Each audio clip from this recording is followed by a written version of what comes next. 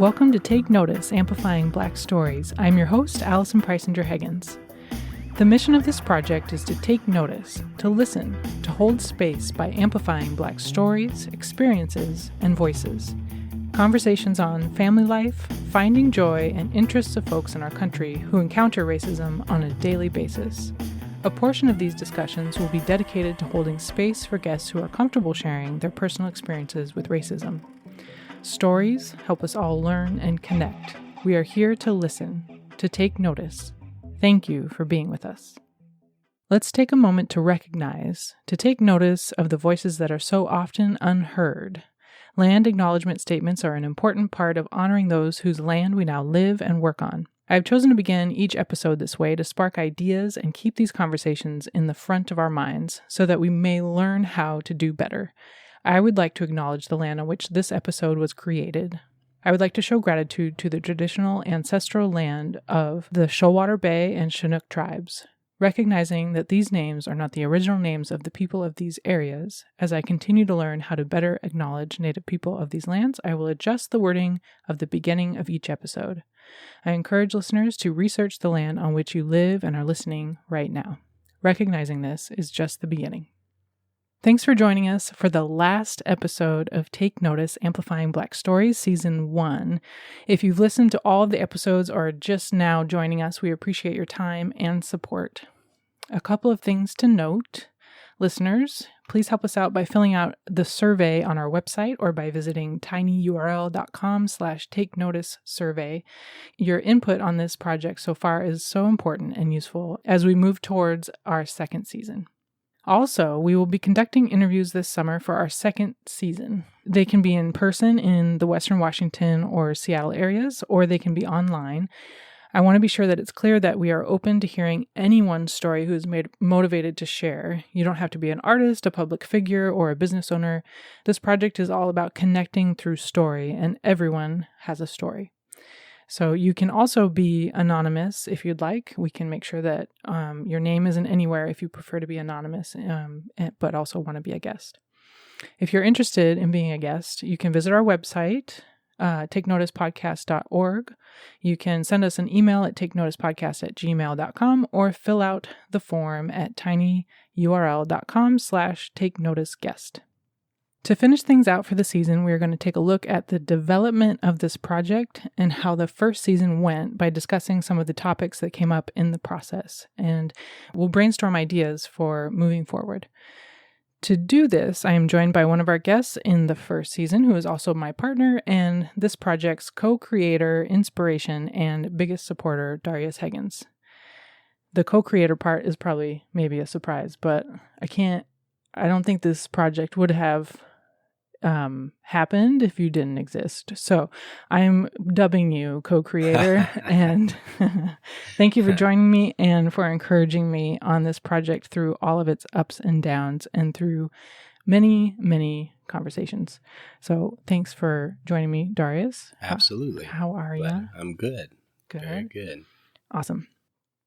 Okay, to start, what was your experience being a guest on this show? You were the first that I interviewed because you let me interview multiple times to test things out.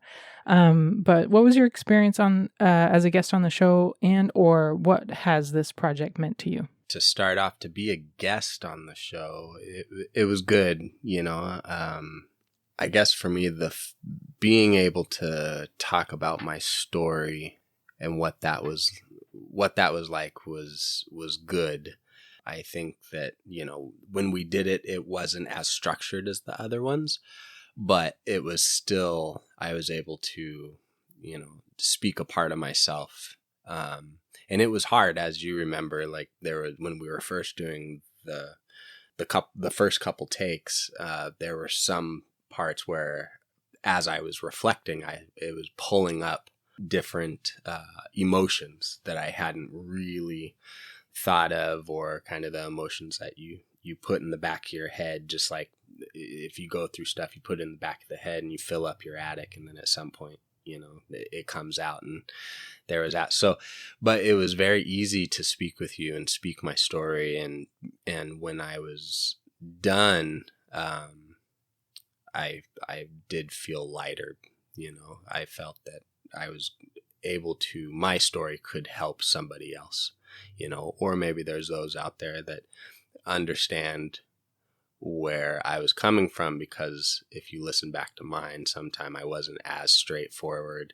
It was kind of almost speaking in tongues for a second, trying to get what I was saying out due to the parameters that we were under, because, it was the first one. We were just trying it out. So, And then as far as the answer to the second question, take notice in itself from its infancy to what it is and stands for today has been a wonderful, wonderful process, and a wonderful thing to be able to see how it's taken off, and not only in the way of taking off, but the opportunities that it's given people to tell their stories, because that is important. We all have a story. And like you said in the beginning, a lot of people say, oh, well, I don't have a story, or I am not somebody of significance, which is in the minds a doctor or an artist or this or that, when the reality is every story is significant. And it takes confidence to be able to put that story out there and say, this is my story. People don't gotta like it, because this is the way we live. This has been our lives. Our lives aren't Hollywood all the time. I mean, none of the time. Hollywood's Hollywood, So I don't know about you, but well, I'm just saying. But yeah, so it's been really good, and I look forward to the next season, and the uniqueness. Each episode is unique and will continue to be unique with the more people that want to tell their stories, And that's just what it is. That's a part of life, Our stories is part of life. Mm-hmm. So there were some, just discussing the process of how the first season has gone, and you've been a witness to all of it, because we discuss everything pretty much. So some issues came up throughout the season. So we can maybe talk about a little of those, just so that it's out in the open, and because it was part of the process to develop the project to where we are now, and kind of shape how we look at it moving forward. Things like there was one guest that I interviewed that wanted initially to be anonymous, and then decided to not have their episode aired. So there was that. Like I mentioned earlier, and you were saying, people not thinking they have a story to share. And so it kind of at times being difficult to find guests who want to share. And then also folks that have been approached to be a guest and not quite understanding the project or the mission, in that thinking that it's all about promotion and things like that, which we are absolutely happy to highlight people's businesses and their art and anything they want to share, absolutely, and to support and uplift in that way. But that angle isn't all that it is, I suppose. So those are some of the issues that have come up that we've talked about and discussed. So just figured we chat about that for a second. Yeah. Well, that's one thing about our stories and connections, is that, so when it comes down to me in that situation and looking at that situation, the first situation of wanting the story, and then and remaining anonymous, and then not wanting it, our stories don't just affect us. Our stories affect everyone around us. And depending on what we say, we can make our stories, there's a story and then there's the reality of it, right? So what that means is that we can talk and try and uplift as much as we want, but if the reality is that we are not in a good scenario, and us speaking about that scenario is going to have an effect, I can understand making that choice of not wanting to create that ripple, because that ripple could have a negative effect in a bad way, or speaking the truth could create that ripple in a way to where it's bringing what's the reality to the surface, and that's going to create a ripple. Now, the first thing with that is telling the story and being anonymous isn't for anybody else.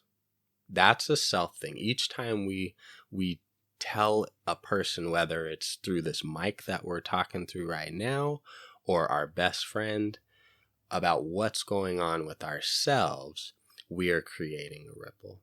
We are being present with our reality. So a lot of times what ends up happening is we really want to tell the world about what we're going through, good, bad, whatever.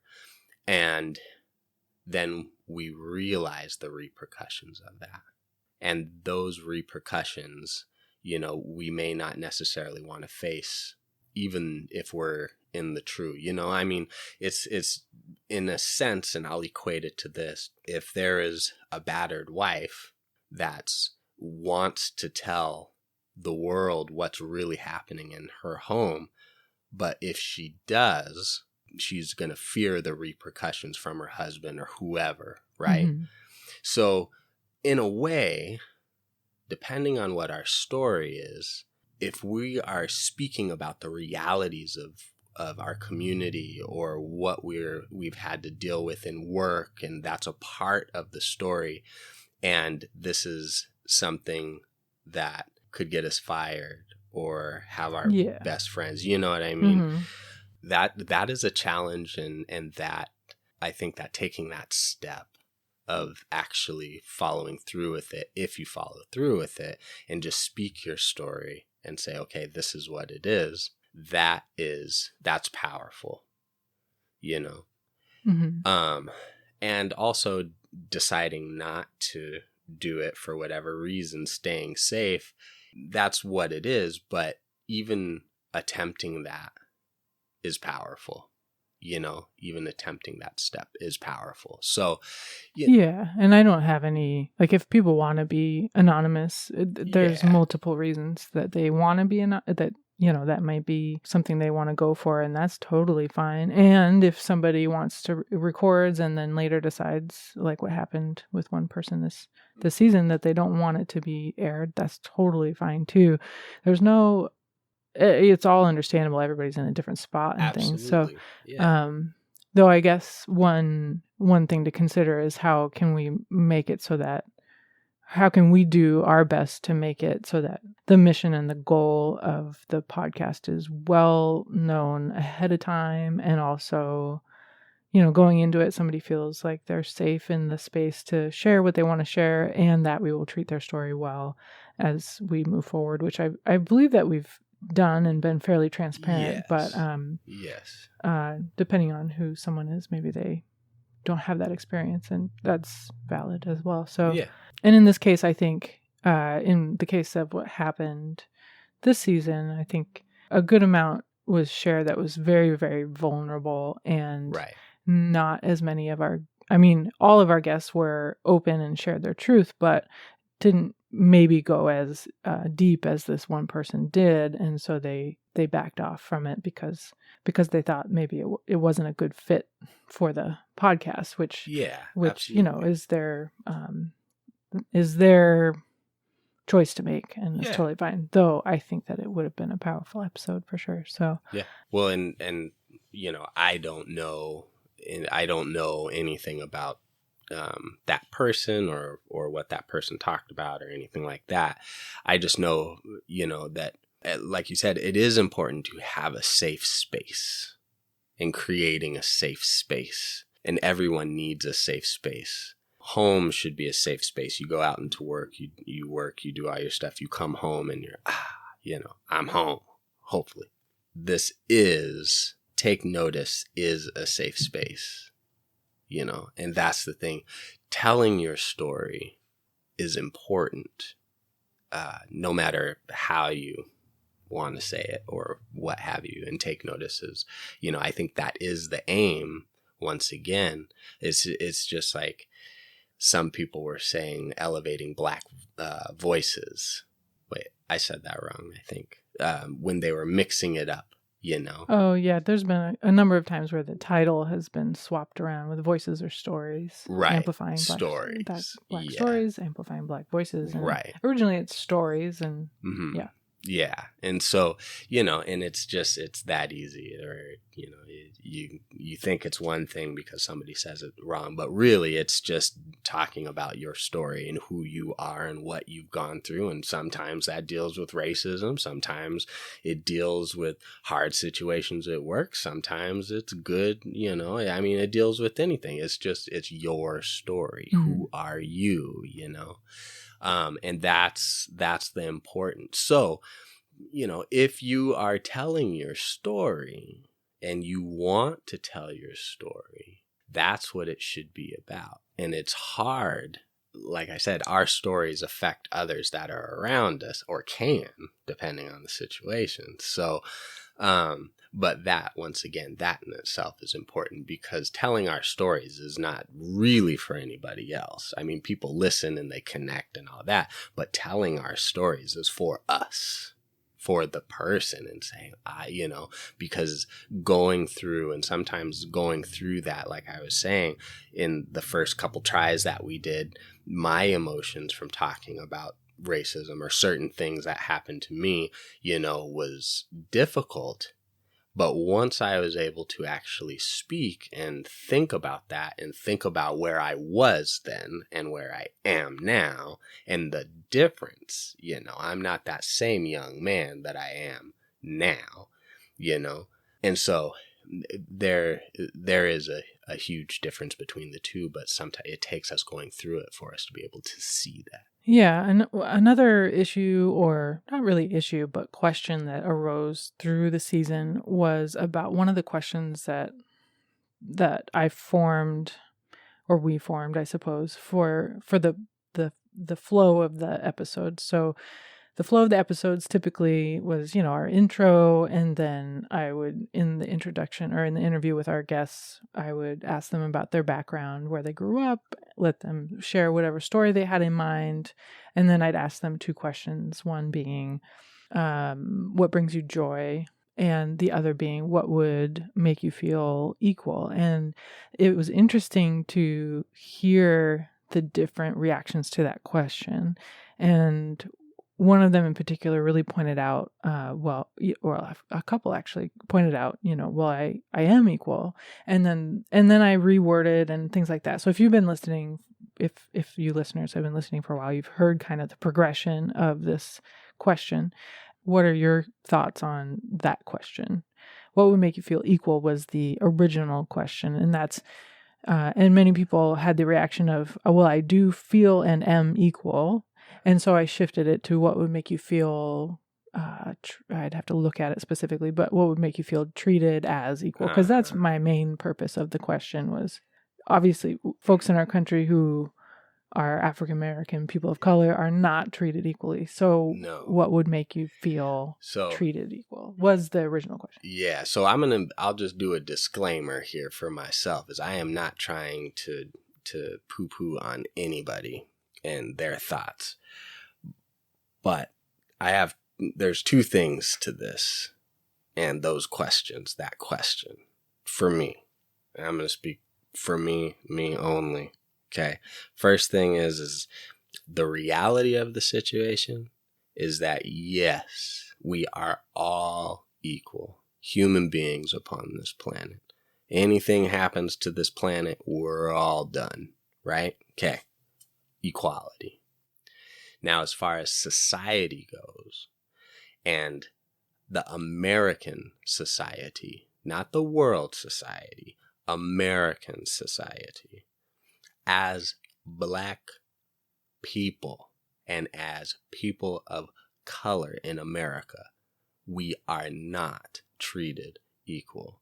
And until we are treated equal and we stop seeing the murders on the TV screen and treated or put in prison for nothing, you know, and I mean, all the atrocities that everybody knows is going on, which we are in the process of changing and have been in the process of changing, you know, since the civil rights and before. we are not equal.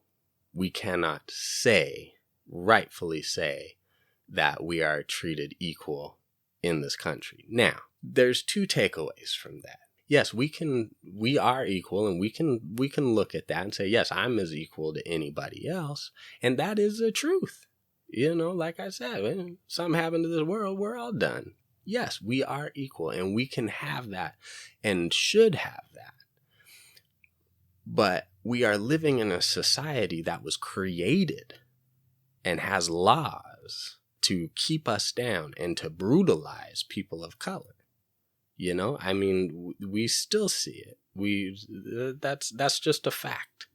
So the question that we have is, how can we feel equal, or what would make us feel equal, is a valid question. And people can make that assumption of, oh, well, I am equal. But the reality is that if you get pulled over by the police and the first thought is this going to be my last breath? Or you feel that anxiety and that danger for your life, you're not equal.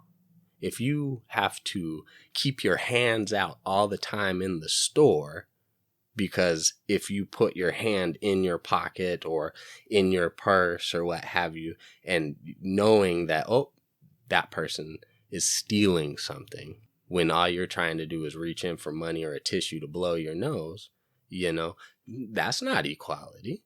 And that's what that question means. We're getting to the root of it. People want to choose not to see it in that form. That's their choice. But that doesn't change the reality. Like I said, there's dual realities, but that doesn't change the reality of how we are treated and how we are looked at right now, So I feel very strongly about that. Now, that's not to say to change like you have, of changing it to, a better form and changing it so it fits different things, which is good. I think the change that I eventually made helped clarify it. Yeah, and that is in itself is good too, Mm-hmm. So yeah, so that's how I feel and have felt about that. We not talking about the realities is not going to change the realities, and willing the realities in our worlds, and that's great. We can walk around and say, yes, I am rich to the world and I have, all of this. But in the end, when we lay down and at night, we're still in the same spot and we're like, oh, I'm going to get it tomorrow. There's the drive is there, but at the same time, that doesn't change the reality of what you're at. If you ain't got no food, you're going to be hungry. You can't say, oh, well, I'm as full as can be while your stomach's gurgling. That doesn't make sense. I think it brought up some good questions for this first season. Yes. And for the project. Yes, and I think where it's kind of led me in my thoughts after processing it for quite a long time in various conversations with different people and you and I and hearing recently someone important to us who is a person of color say so many of the stuff that we talk about in our history or that we have in our past or holidays that are that are connected to people of color or the Black community are intertwined with something in our history that's not joyful, that's not happy, and absolutely, yes. So for this project, I think moving forward, I think what's important is to continue to be as open as possible to whatever people want to share, but have it be focused on joy and focused on the beauty that is found in everyone's worlds. Mm-hmm. And then all this other stuff that is just there because we can't ignore it and we have to deal with it and we don't want to ignore it. We need to face it. That will also come up as well, just naturally because because that's what it is. It's there, you know? And so, absolutely. So really focusing on the beauty that we can find in each person's world that wants to be a guest on here. Yeah. And whatever they feel like sharing. Because there's a lot, and there's a lot that says and tells us through media and whatever else that there's not. And so I think that this project, it makes sense to try to highlight that that's a real thing. There's a lot of beauty.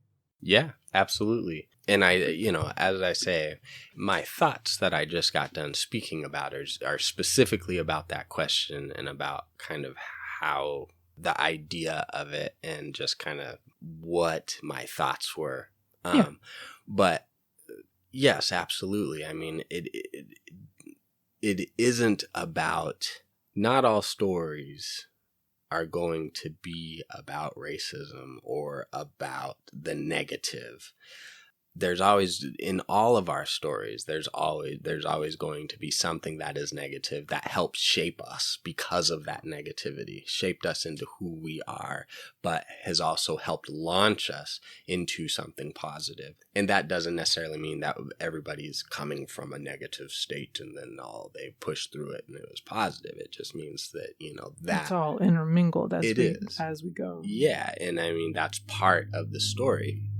So, I mean, and as a project, as our podcast continues, that's kind of the point, is just to be open to whatever someone's moved to share. So, yeah. Well, and that's where, once again, our stories are important because they help shape who we are, and being able to tell our stories and say, this is who I am, in the totality. This is who I've become because of these positive and negative situations. I've become this person that you see here. And for some, sometimes it's younger interviewees, but they're going through what they have gone through to get to where they're at. And hopefully they'll be able to listen to other people's stories on Take Notice or what have you, and be able to look at that and say, oh yeah, there's a lot of similarities there, and it will help them grow into, who they're going to become. I'm talking, 16, 15, 19, what have you. So yeah, I mean, it's all important. All aspects of the stories are important, you know, and because that's, once again, that's part of the story. Yeah. With that in mind, what kind of questions do you think we should include in season 2? Oh man, because I think we'll change them up. Do you have any ideas? I honestly, at the moment, my mind just went blank. You're asking me? Yeah, I shared these questions with you. That is true, you did. Well, I mean, I think that being able to really, ask people what is it that makes you, and that's pretty broad, but, what is a circumstance or, what have you gone through that has helped uplift you to who you are today, and from that upliftment, where is it that you see you want to go? And that's a heavy question. Who has been an inspiration? Yeah. Those are good ones. And it's heavy because, I personally, I can think back to tons of people that have been instrumental in my life to help me be who I am, my father, and taking the lessons I learned from him and being able to implement them in my own fatherhood, and some lessons from my mother and lessons from leaders, people around, that's a good question. That's a good question. There we go. We have our season 2 questions right now. How do you see this project, Take Notice, continuing and developing? Any ideas or thoughts? Well, I mean, I think that really Take Notice has no limit, as long as there are people with stories There is no limit. Everybody's got a story, and it's a big world. And Take Notice can reach its hand out to everyone, so others have the opportunity, giving others the opportunity to take notice. And that is so broad and vast, and that's what it's about. It's about being able to be in your car or at home or feeling whichever way, up, down, what have you, and being able to put on the podcast and listen to other stories and being able to say, yeah, or being able to say, yeah, I don't agree with that, and get you thinking. Additionally, in addition to that, because it's all of that, but also to me, it is also hearing people's stories for people who more look like me or are from my background growing up in white communities, and being able to hear people's stories of someone who's different than you, especially if you don't have that opportunity as much. Yeah. Or even if you do, but hearing about other people's experiences that are different from yours, or have been raised differently, or different faith, or different in any way, is not, just highlighting how, it's different, but also so much of it is so similar. And either way, there's nothing wrong with any of it. It's actually really a beautiful thing that everybody has such different experiences, because there's so many instances where you go through life and you would do things one way, but then you learn something about something somebody else did, and then you completely shift, or it opens up a whole new world for you, or makes you feel better, or some, just a million different reasons. But also with all the issues that people are trying to sort out, and the feelings that people are feeling, including fear, realizing that other humans who are of color, when you're not, have similar experiences that you do, but also are being treated terribly. Absolutely. Helps you be able to put yourself in their shoes more and more, and hopefully each story allows that more and more as people listen who are more from my background. So I think both of those things is true of this project, I hope, in that people from all backgrounds can get something out of it, either a connection to something like, oh, yep, that's what I've been through too, or, oh, I had no idea that that's what it is for people of color. Absolutely. Well, it's interesting how the things that we are taught and the things, that we don't want people to know, even listening to the podcast as an example, as a white person out wherever they're at, that may not necessarily gel too well with their peers and people, so it's like a secret that they're listening to, and sticking just to stick with the mold of what's going on in their community, if that makes sense, And so it really is not only for the education, but just being able to open the borders and open those barriers. That's what I meant to say, was open the barriers, and be able to really see people as people.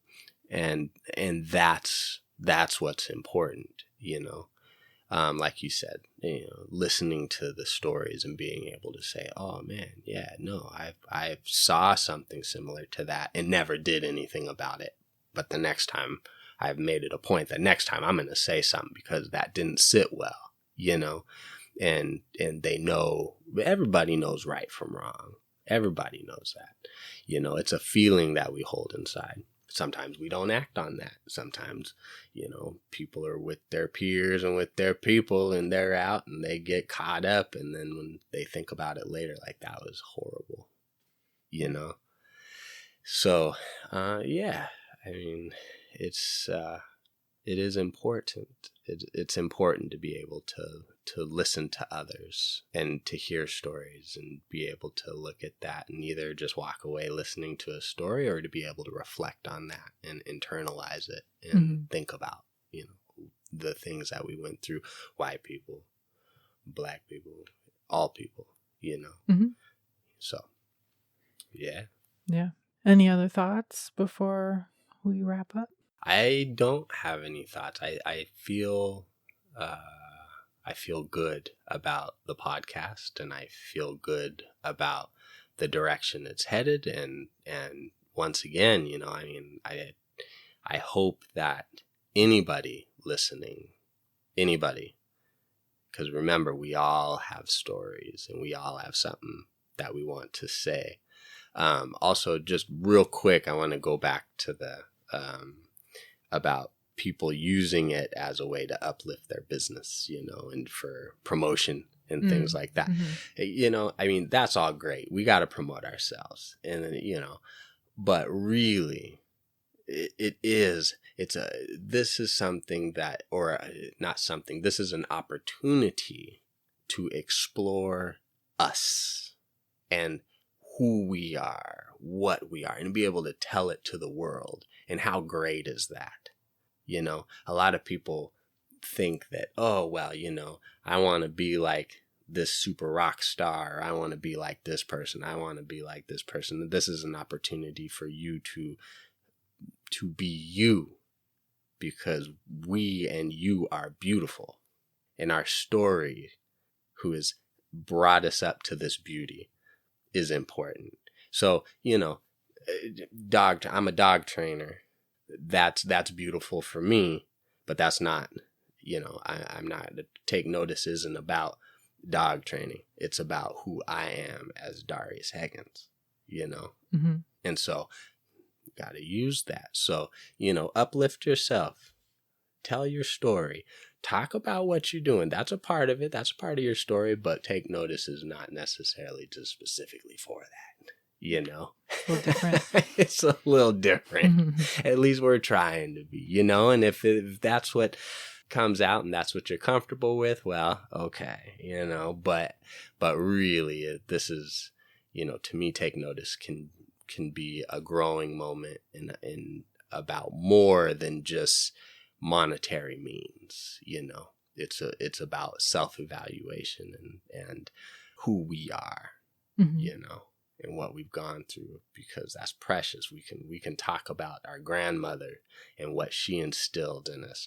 We can talk about our father, what he instilled. We could talk about our mother. We could talk about everything that we had to go through to get to where we are at right now, and how beautiful and hard that is. That's what Take Notice is, an opportunity. You don't got to be a rock star. It's not just for athletes and all this kind of stuff. It's for you. Mm-hmm. They haven't had any athletes on yet. Yeah, that's okay. I'm just saying. Yeah, you never know. You never know. Might have LeBron James on here. It's just, and even if you did, that doesn't matter. No, I know. I know you just joking. I'm just saying. I'm saying to the people listening to this right now, it doesn't matter. No, it doesn't. I want to listen to anybody's story. Yeah. All right. Well, thank you for having me, and I look forward to the ever-evolving process that is Take Notice.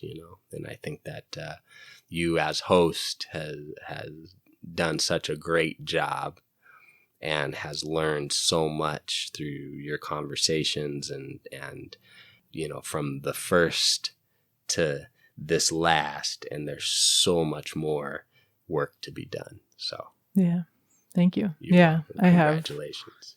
Thanks.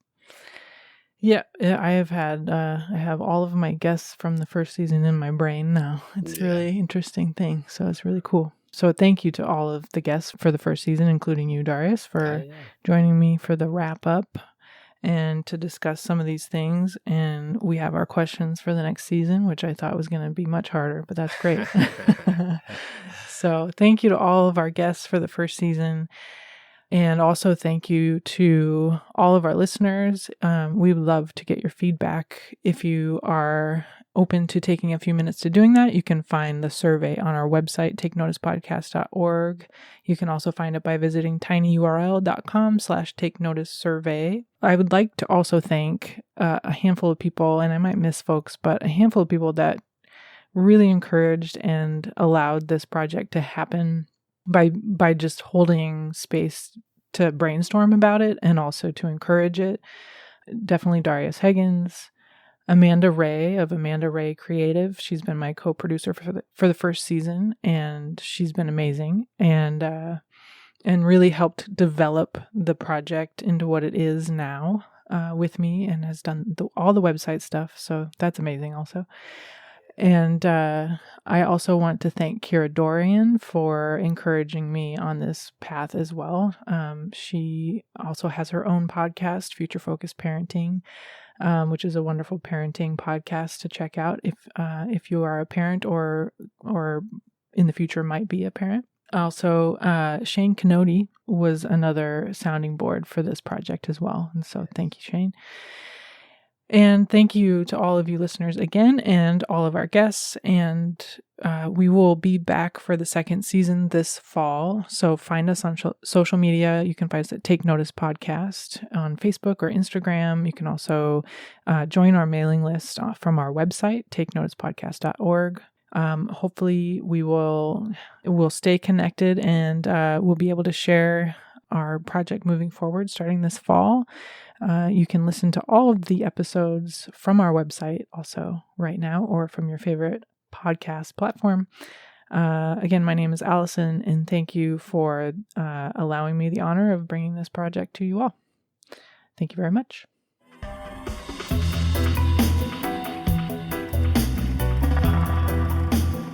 Thank you for joining us for Take Notice, Amplifying Black Stories. Please subscribe and follow us on social media. We are at Take Notice Podcast. It would really help us out if you could take a couple of minutes to review our podcast.